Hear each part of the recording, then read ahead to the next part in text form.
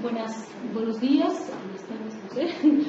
Soy Carola Grybowski, soy psicóloga de profesión de base, maestría en desarrollo humano, en políticas públicas, con enfoque de género y con experiencia de trabajo esencialmente en el área de mujeres con violencia y con ciudadanía y ejercicio de la ciudadanía a partir de los roles de género. He sido invitada para compartir un escenario de investigación, sobre todo en el área de ciencias sociales, para lo cual sería importante recuperar algunas nociones básicas sobre lo que es la investigación como un proceso de avance cognitivo, de avance científico, pero hacer énfasis en las investigaciones de las que el personal que trabaja con casos de violencia en equipos multidisciplinarios, específicamente, ¿cómo se aplicaría esto? ¿Por qué es importante la investigación? Que sería la primera pregunta que nos hacemos. Y es porque la investigación es un proceso en el cual podemos pasar de la casuística a la construcción de un conocimiento científico que no solamente aporte a nuestra área, sino quede como antecedentes y como caso estudiado. Esto es importante, ¿por qué? Porque muchas veces nos quedamos en la casuística. Tenemos un caso que relatar, una problemática, pero perdemos la perspectiva de que este caso o de que esta problemática se ha visto reflejada en otros escenarios también o que va a ser tratada multidisciplinariamente. En este sentido, de manera general, la investigación, tenemos dos grandes ámbitos de la investigación. Una es la investigación experimental, que es la específicamente se denomina científica, que tiene la característica en la que nosotros manipulamos las variables que se van a estudiar.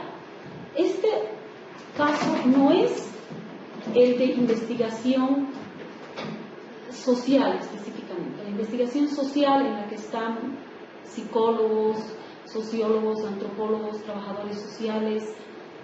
Me imagino que el quehacer también de la policía en este sentido, a no ser la investigación forense propiamente dicha, que es muy científica, tiene equipos, someten las pruebas a validación científica. El resto de las áreas estamos en el campo específicamente de la investigación experimental. Cuando me refiero a investigación experimental, es la que utilizamos para hacer nuestras tesis de grado o las investigaciones en el campo social, que generalmente son estudios o exploratorios que están explorando, que no se establecen hipótesis, que son conjeturas más bien iniciales, o descriptivos, que están describiendo una situación específica, ¿no? Que generalmente es como sacar una fotografía en el tiempo a algo que ha sucedido y le sacamos una fotografía en el tiempo y describimos cómo lo hemos encontrado. Buscamos en otro tipo de estudios las correlaciones, que es decir, cómo se afectan un escenario con otro, una variable con la otra, o que explican, ¿no? Diferencian atribuyendo causalidades a alguna problemática. En este sentido, las investigaciones o los tipos de estudio que podamos hacer en la problemática de violencia pueden ser muy enriquecedores si tomamos en cuenta la multidisciplinariedad de las ciencias que tomamos parte en los casos. Con esto lo que quisiera es animar a la gente que nos está escuchando, que en este momento forma parte de este proceso de capacitación, a que salgan de la casuística y documenten también sus casos, que puedan servir para hacer investigaciones multidisciplinarias. Cuando digo multidisciplinarias es donde el aporte de la trabajadora social enriquezca el informe del psicólogo, el informe del psicólogo y del trabajador social sirvan como pruebas o sirvan para justificar un caso de manera legal, ¿no? Y donde el aporte y de la intervención de la policía sea enriquecedor para todas las otras áreas y contenga también las otras áreas, y no, como muchas veces hemos visto, que nos interferimos entre los actores que estamos trabajando con estas poblaciones. En ese sentido, es importante que nunca se pierda de vista al momento de hacer una investigación, primero, obviamente, la víctima, que es el principal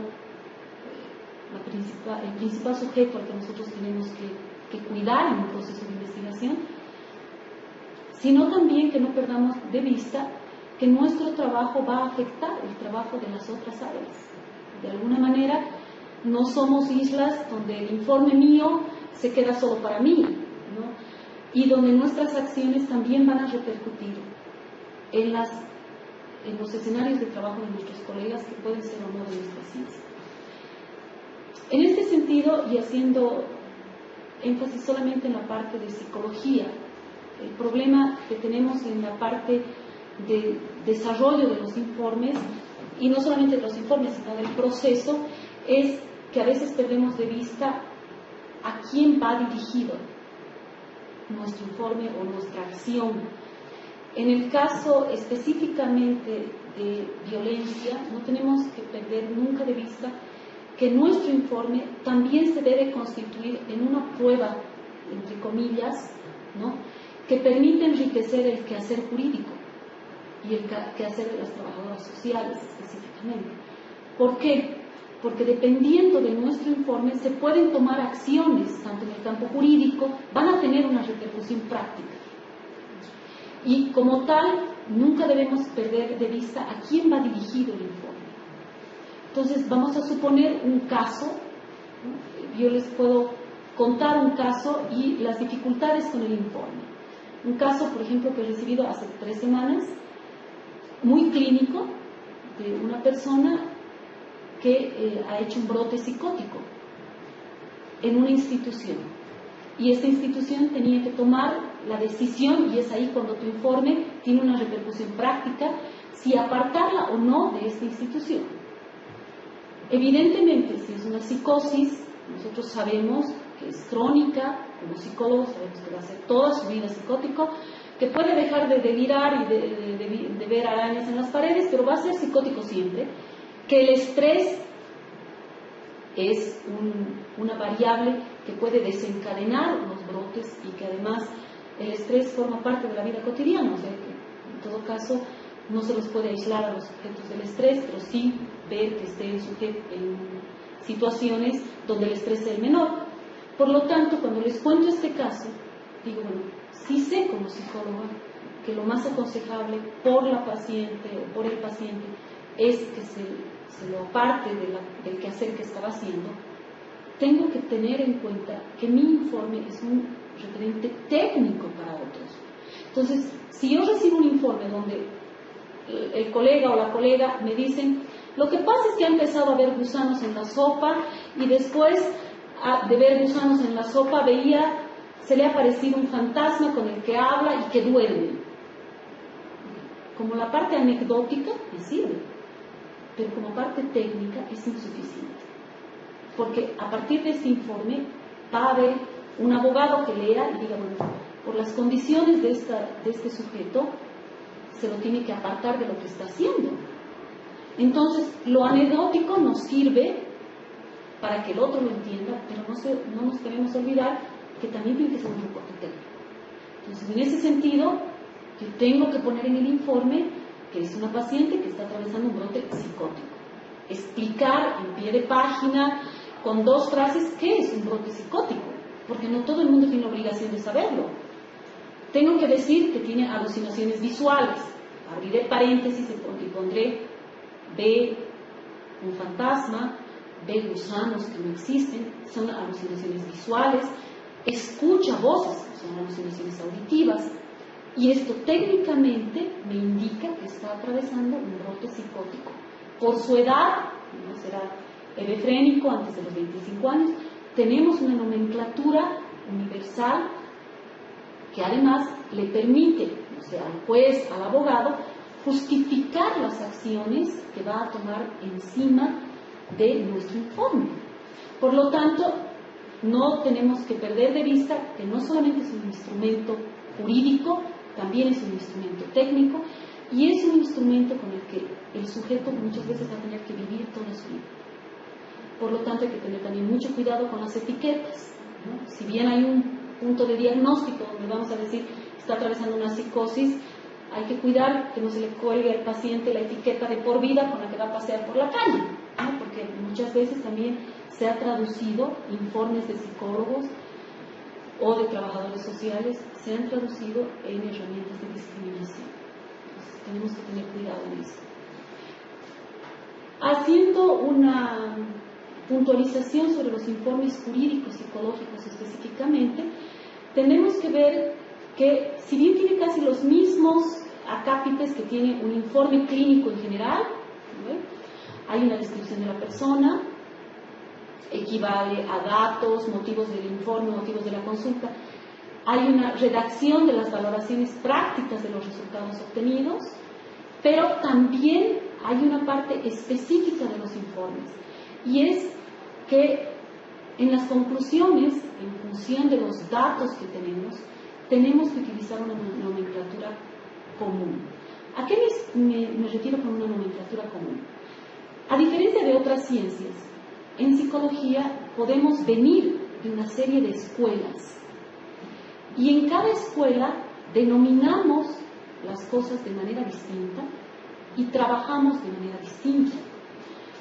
Si nosotros como psicólogos tenemos estas dificultades de entender la nomenclatura entre psicólogos, imaginémonos cuál es el problema cuando tiene que ser leído el informe no por no psicólogos, por trabajadores sociales, por policías, por investigadores, por jueces. Entonces el problema se agudiza. Por lo tanto, hay un convenio entre ciencias de que los informes periciales, sobre todo, los psicológicos, tienen que terminar con conclusiones que puedan ser referidas al manual del DSM-4, bueno, DSM-5 desde hace 5 meses, que se ha aprobado la última revisión del manual de diagnóstico psiquiátrico, y del CIE-10. Esto es súper importante, porque a veces lo hemos obviado los psicólogos, ¿no? Y hacemos una serie de descripciones más anecdóticas, como en el caso que les decía, de que el paciente ve gusanos o que ve fantasmas, pero al otro no le sirve para tomar decisiones. Por ahí le sirve para entender lo que está atravesando, pero no le sirve como una base para tomar decisiones. Por lo tanto, por ahí es importante que repasemos un poquito las fases de lo que significa un informe psicológico cuando va a ser utilizado como herramienta jurídica en un proceso multidisciplinario. Aquí es importante ver en qué momento nos han solicitado el informe, para empezar. Porque el informe tiene que responder a la demanda. Por ahí para nosotros es súper importante cuando hemos encontrado el sujeto que trabajemos la historia de la niña con su papá. Bueno, no corresponde, porque no es el momento. Los momentos en los que nos pueden solicitar un informe son al inicio del proceso, para ver en qué estado emocional se encuentra el sujeto, cuál es su estado afectivo. Ahí generalmente, si es después de un proceso de violencia, lo que vamos a estar viviendo generalmente es los efectos del estrés postraumático. Ha sucedido el evento e inmediatamente nos dicen, bueno, ¿cómo está? En ese momento no nos están pidiendo una pericia completa, nos están pidiendo evalúen concretamente cómo es el estado emocional y afectivo de este sujeto. Bueno, respondemos a la demanda. Por lo tanto, en las conclusiones y recomendaciones tendremos que decir, en conclusiones, sujeto que está, no sé, según sea el caso, ¿no?, atravesando estrés postraumático fruto de tal cosa y que se caracteriza por tal cosa, tiene alteraciones de sueño, no está comiendo, ha perdido el habla. Hay niños que después de un estrés muy fuerte pierden el habla, regresionan porque si ya tenían control de esfínteres, pierden control de esfínteres, ¿no? Eso sí podrán poner en las conclusiones, ¿no? Es estrés postraumático, evento de tal, por tal evento, y además con estas conclusiones. Recomendaciones: recomiendo que haga terapia, que sea atendido por el médico, no sé. Ahí tú recomiendas según el momento. Si te han pedido una pericia, la pericia es mucho más larga. Por lo tanto, no te la pueden pedir en 24 horas. ¿Por qué? Porque la pericia implica la aplicación de una serie de técnicas y de instrumentos que implican varias sesiones de trabajo. Tú no puedes hacer una maratón de 8 horas con un paciente para investigar, tomar la entrevista y encima aplicar pruebas. No puedes.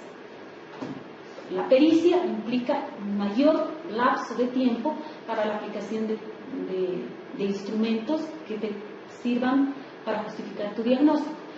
Y el proceso terapéutico, peor aún, porque el proceso terapéutico siempre es un proceso a largo plazo. Y cuando digo a largo plazo, aún en los enfoques más de psicoterapias breves, que se llama en la psicología, no son menos de 3 meses. Entonces, en ese entendido, también los psicólogos tenemos que tener claro en qué momento nos están derivando un paciente, cuál es el objetivo y cuál es el término de tiempos que nosotros vamos a exigir para el ejercicio de nuestro quehacer con este caso específicamente. De manera general, los informes, si bien van a diferenciarse un poco en las conclusiones, en las recomendaciones, deberían tener una primera parte en el informe pericial en la que van los datos de identificación del paciente o a las personas a las que se lleva a cabo dicho informe, tipos de procedimiento judicial de que se trate, ¿no? Clasificación jurídica, que esto nos lo tienen que mandar, porque es la forma en la que nosotros devolvemos el informe al sujeto jurídico que nos lo está pidiendo.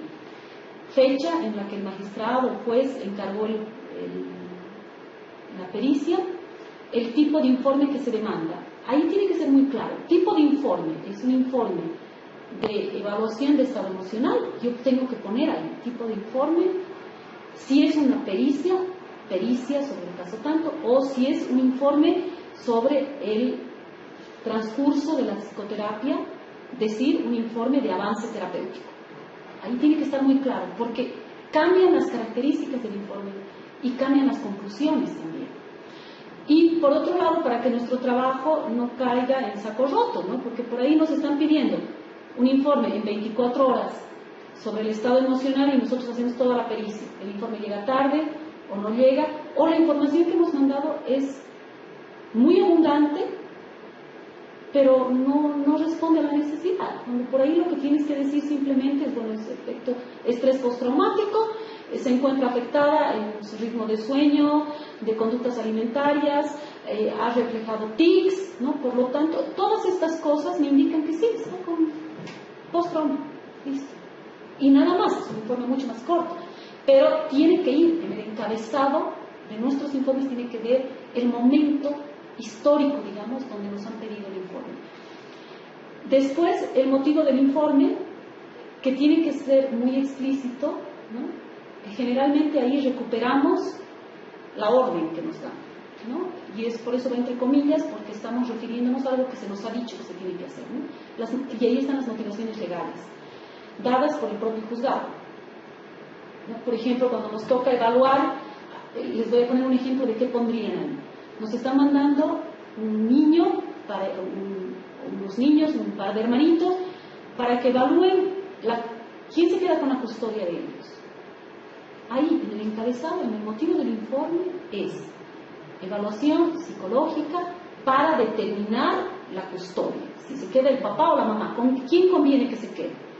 ¿No? Pero tiene que estar explícito, porque eso no solamente nos aclara a nosotros, sino también les aclara a los que están recibiendo el informe. Tiene que estar muy claramente detallada la metodología con la que hemos trabajado. En este sentido, hay que hacer un resumen sobre ello. Todo lo fenomenológico que hemos visto. ¿Qué quiere decir lo fenomenológico? Es lo que hemos observado, cómo llega el paciente, si se lo ve deprimido, si no se lo ve deprimido, si se lo ve cansado, si se arregla, no se arregla, porque los sujetos depresivos no se arreglan, entonces es un indicador importante. Lo fenomenológico también tiene. También tenemos que aclarar la metodología de nuestra corriente. Se realizó una evaluación de tipo cognitiva, será para los psicólogos cognitivos. Para los psicólogos que venimos de las corrientes más psicodinámicas, se trabajó con metodología psicodinámica o humanista existencial. Esto tiene que estar ahí claro, es muy cortito, nos toma una frase decirlo, pero le sirve al que está leyendo para ubicar en qué contexto están dichas las cosas. porque los psicólogos tenemos esta riqueza, pero también es una dificultad en otras cosas, de tener muchas corrientes. Entonces tenemos que decir de qué enfoque venimos, ¿no? Con qué enfoque hemos analizado. Fecha de la entrevista, tipo de entrevista. Se han hecho 2 entrevistas libres y una semidirigida. Se han hecho 3 entrevistas semidirigidas, nunca se hizo entrevista libre. Si se trabaja con niños, se trabajó con 2 entrevistas libres, pero se utilizaron técnicas lúdicas, he jugado con él para sustituir la entrevista. Eso tiene que estar dicho. ¿Qué pruebas se han tomado? Con el tiempo de duración de cada uno. Si ha habido algún tipo de grabación. ¿Esto por qué? Porque hay algunas corrientes en las que no se considera ético grabar, pero en otras que sí. Entonces debe decir, de las sesiones, de las 3 primeras sesiones, se queda un respaldo grabado de la sesión. En los casos jurídicos generalmente es una cuestión que es posible. Entonces, si se la va a hacer, incluso para evitar la revictimización del sujeto y que no tengan que volverlo a entrevistar el policía, volver a entrevistar a la trabajadora social, a veces es bueno, y si lo permite el sistema legal, lo permite también la infraestructura, se graba y son las grabaciones de la entrevista las que ven los otros profesionales.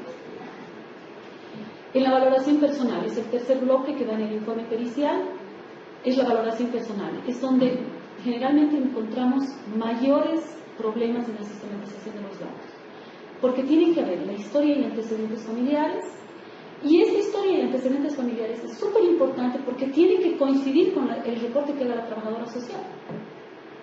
Si tú has hecho una buena entrevista, tus datos de historia y antecedentes familiares van a coincidir con el de la trabajadora social y seguramente con el de la policía también.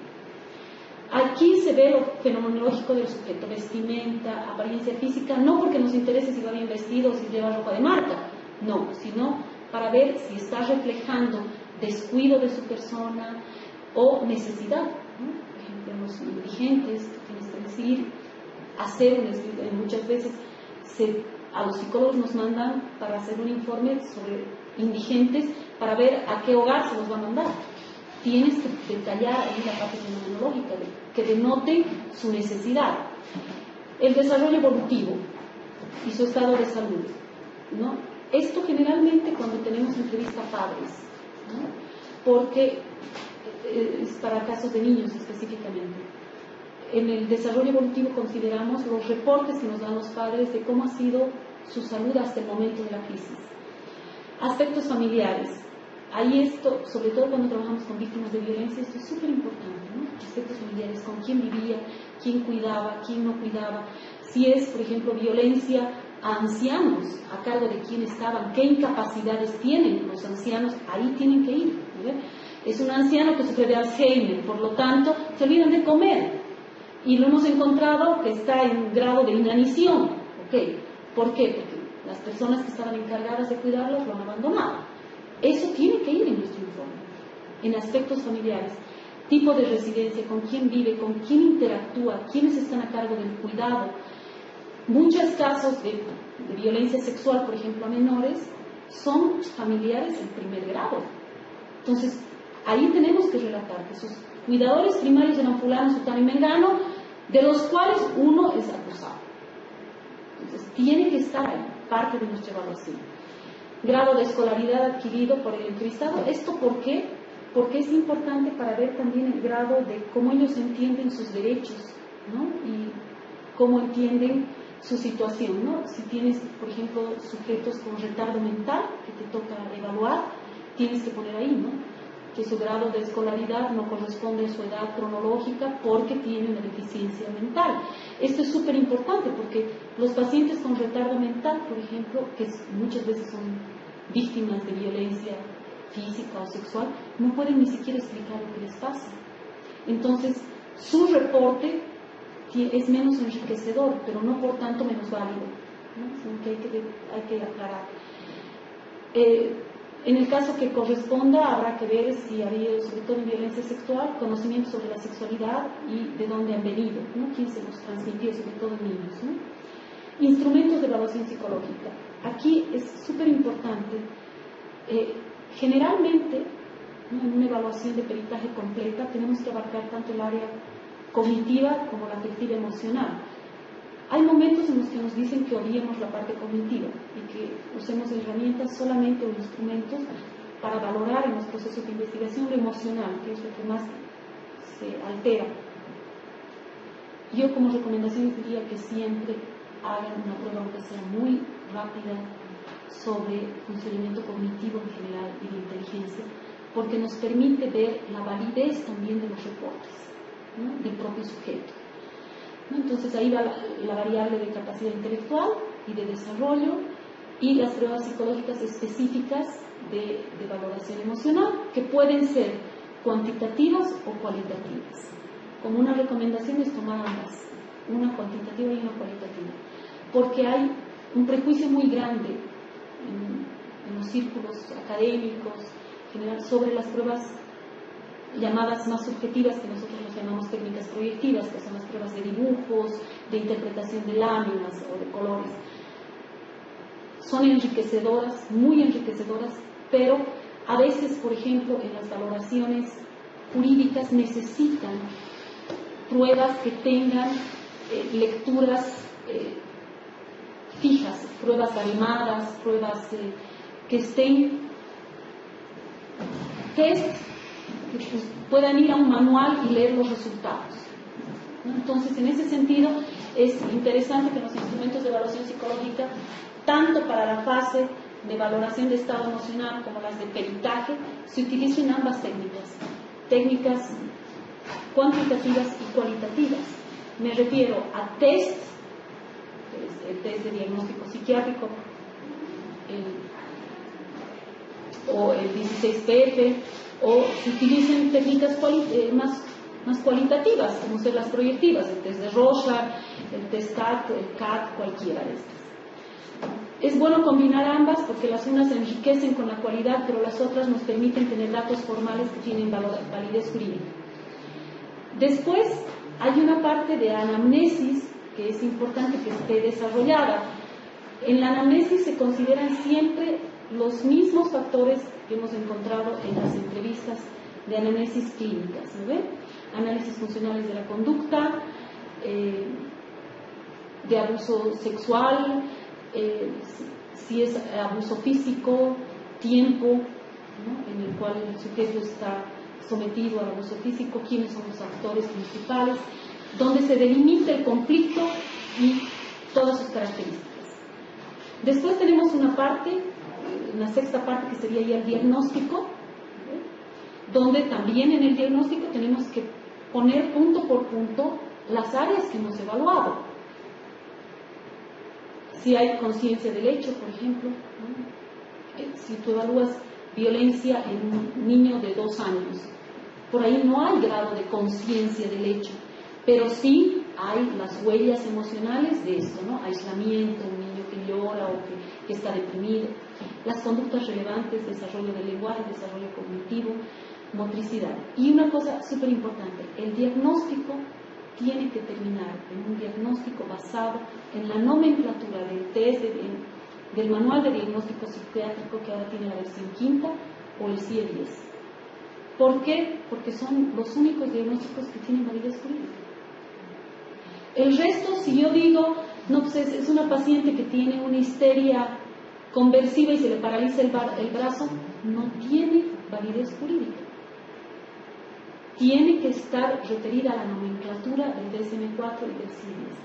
El DSM-4, bueno, la población que seguramente me está viendo o me va a ver, si son psicólogos y no tienen acceso, yo les ofrezco mandarles un CD con el DSM-4, porque el DSM-5 está en inglés todavía, recién ha salido hace 4 meses, pero el DSM-4 todavía es válido.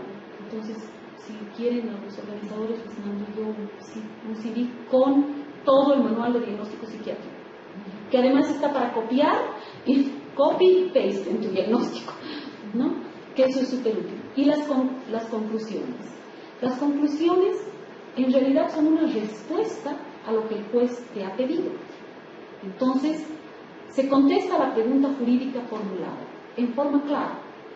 Quiere decir, si te han preguntado el estado emocional, tú en las conclusiones dices, en el sujeto tanto, su estado emocional refleja tal y tal cosa. Y de ahí recién recomiendas. Si es peritaje, dices, bueno, el peritaje solicitado, en conclusión, me dice tal y tal cosa. Nunca se olviden que el lenguaje debe ser claro, que debe tener términos técnicos, porque venimos de un quehacer científico, ¿no? Pero que deben ser aclarados, ya sea a pie de página o entre paréntesis, para que la otra comunidad con la que trabajamos, que no necesariamente es de nuestra misma área, pueda entenderlo. Es decir, volviendo al ejemplo, si digo es una alucinación visual compleja, que esa es la definición, pongo entre paréntesis, de personas y gusanos.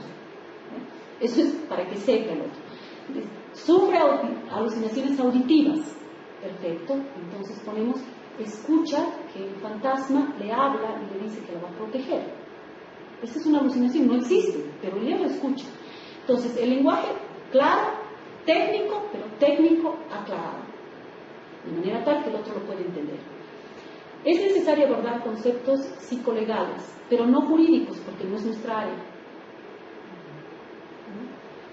No jurídicos, o sea, nosotros podemos en la recomendación, recomendar que el menor sea transferido al cuidado de otras personas que no sean sus cuidadores primarios con los que vive ahora, porque presenta miedo ante su figura parental o lo que fuera. Pero no puedes decir que se les retire la custodia a los papás, porque no es nuestra área de competencia. Pones términos psicolegales, pero no jurídicos, porque no es nuestra área. O sea, es respetar siempre el campo de acción de los otros. En las orientaciones se valora la pertinencia de las medidas educativas y terapéuticas. Por ejemplo, aquí sí es siempre importante poner en las recomendaciones si ustedes recomiendan que haga una terapia, porque hay un pronóstico también, ¿no? Haces diagnóstico y un pronóstico, y el pronóstico siempre tiene que ir con terapia y sin terapia. Si no se le da terapia, el pronóstico es negativo por esto, por esto y por esto. El pronóstico con terapia, además, ahí recomiendas, no todo sujeto hace cualquier modelo terapéutico.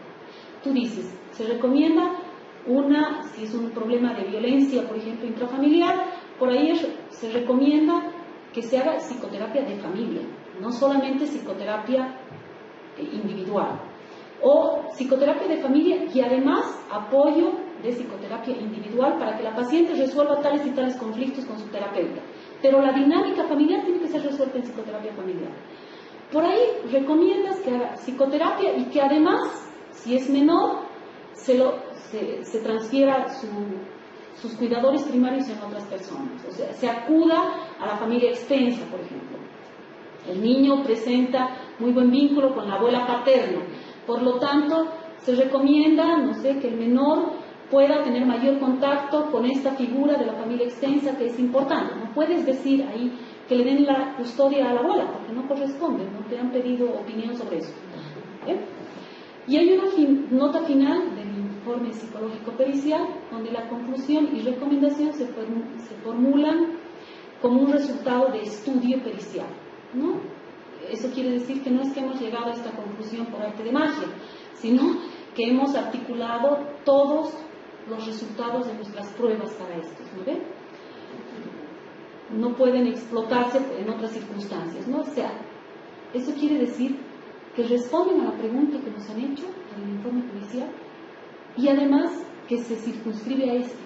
No es que este informe además puede ser utilizado para que el niño salte de curso o lo aplacen de curso, ¿no? No puede ser transferido para otras áreas. Y esto es súper importante ponerlo en claro, ¿no? Es decir, este informe responde al caso número tantos, incluso hay un número de casos que generalmente te refieren con un número de caso, al caso número tantos, que está en el juzgado número tantos, el juez es fulano de tal, y por lo tanto las recomendaciones se circunscriben a este proceso. No sé, porque muchas veces se ha visto que los informes psicológicos se transfieren a otras instancias, ¿no? Al área académica, se toman decisiones sobre estas, ¿no? ¿Qué no se puede decir? Considerando que el informe psicológico judicial o pericial es un documento público, esencialmente es un documento jurídico, no debe salirse de los límites del secreto profesional, para empezar. El ámbito de actuación es este y no puede cometerse intrusión en otras áreas. Por lo tanto, yo no puedo hablar sobre lo que debe decir la trabajadora social o la psicopedagoga en caso de que hubiera y sea pedir un informe de ella, o menos aún el abogado, ¿no? El cliente en realidad es el juez, el magistrado, el que te está pidiendo el informe, ¿no? Y el sujeto es parte del proceso. Es conveniente que se haga firmar, cuando nos llega el reporte, que nos llegue, o la solicitud, que nos llegue siempre firmado por autoridad competente, ¿no? Es obligación dar información al representante legal de la persona de los objetivos, métodos y fines de la evaluación. Esto es súper importante, sobre todo cuando se trabaja con menores de edad. No podemos entrevistar a los menores de edad sin la autorización de una figura competente legal. Pueden ser los progenitores, pero también pueden ser la orden judicial, ¿no? El juez que te lo manda, ahí ya hay un soporte. No es que tú puedes entrevistar a un niño, por ejemplo, sin que lo sepa su padre o su madre.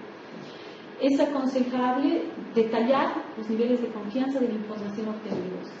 Por ejemplo, si has hecho una evaluación de pericia, seguramente vas a entrevistar al círculo también. Entonces, decir, se entrevistó a la mamá en tantas sesiones y una pequeña síntesis de lo que se trató en cada entrevista. Y hay un proceso también de devolución de la información en el proceso. Y esto es súper importante porque a veces los psicólogos, cuando estamos trabajando bajo el paraguas de lo jurídico legal, a veces nos olvidamos que tenemos que devolverles la devolución de información a los sujetos. Y esto es importante, tanto para el psicólogo como para el sujeto que recibe la evaluación. ¿Por qué para el psicólogo? Porque en el proceso de haber hecho la evaluación, has entrevistado a la víctima, has entrevistado a sus familiares cercanos, a veces has hecho entrevistas, no sé, pues a quien encontró a la persona. Y te has llenado, te has cargado, nosotros lo llamamos carga residual, te has cargado de su problemática. Devolverle sus resultados es una devolución simbólica de su problema, para que no te quedes tú como psicólogo con ello. Pero para el que más sentido tiene es para el sujeto evaluado, porque al sujeto, así nuestro sujeto legal, nuestro cliente legal es el juez que te ha mandado la orden y a él le estás devolviendo el informe por escrito, a la familia, al niño, hay que hacerle una devolución, una entrevista de devolución de los resultados, de qué es lo que hemos encontrado. Esto les sirve a ellos como una forma de retroalimentación. Les has ordenado todo el caos con el que vinieron, ¿no? Si es una mujer violada, por ejemplo, la has evaluado, la has entrevistado, le has tomado pruebas porque te han pedido. Es bueno que al final mandas el informe por escrito al juez, pero con el sujeto te sientas y le dices, mira, esto que has vivido te está afectando de esta manera.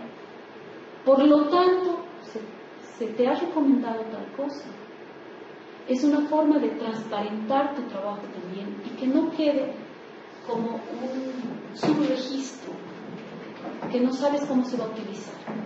Entonces, nunca se olviden que tenemos una obligación ética con los sujetos que hemos evaluado. Por lo tanto, nuestra labor no termina cuando elaboramos el informe escrito y ponemos nuestra firma para el juez. Hay que hacer una devolución a los sujetos que han sido parte de la evaluación. Esto, y quizás como alentarlos a que documenten también sus casos, que después se puedan hacer tesis de ellos, que se puedan hacer investigaciones longitudinales sobre esto, ¿no? Donde pasemos, que estén tan bien documentados como que revisando estos casos podamos hacer teoría sobre variables comunes a estos casos. Me explico, por ejemplo, sobre los casos de violencia intrafamiliar. Una trabajadora social podrá explorar desde su área las condiciones sociales de las familias que son más comunes en los casos de violencia intrafamiliar. Pero los psicólogos tenemos miles de cosas que podríamos investigar ahí. Ahí podríamos investigar características de la víctima, características psicológicas o familiares de las víctimas y también de los agresores, por ejemplo. O ver cómo afectan los eventos de violencia intrafamiliar en la vida académica de los niños. Si nosotros documentamos nuestros casos y los hacemos con sistematización científica, estos no solamente sirven como una herramienta de trabajo en el momento, sino también como una forma de generar conocimiento. Muchas gracias y cualquier duda pueden dirigirla a las personas organizadoras y estoy dispuesta a aclarárselas. Les comprometo dejar el DSM-4 para los psicólogos que lo necesiten, una versión digital, y algo sobre investigación también, si les interesa.